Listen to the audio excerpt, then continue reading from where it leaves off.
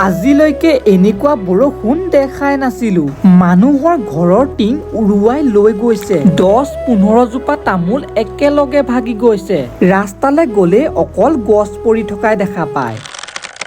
Good morning সকলোকে, মই চিৰঞ্জিত আৰু মোৰ টুনটা মিনি ব্লগলৈ সকলোকে স্বাগতম জনাইছো। এতিয়া কাৰ ঘৰত কি ভাগিলে বলক চাওঁ। কথাটো মানে এনেকুৱা, আধা ঘণ্টাৰ আগত যিটো বতাহ ধুমুহা বৰষুণ দিলে আজিলৈকে এনেকুৱা দেখিয়ে পোৱা নাছিলো।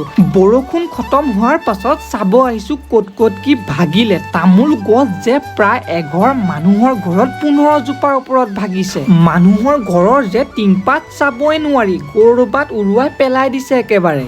গোটেই গাঁওখন বোলো এপাক ঘূৰো ক'ত কি হৈছে। আমাৰ ঘৰতো প্ৰায় 5 জোপামান তামোল গছ ভাগিলে, লগতে ডাঙৰ গছো ভাগিলে। ৰাস্তা পদূলিও চাব নোৱাৰি, একেবাৰে গছ পৰি আছে। এইবোৰ দৃশ্য যে দেখিলে ভয় লাগে। বাৰু আজিলৈ মিনি ব্লগটো সামৰণি মাৰিছো।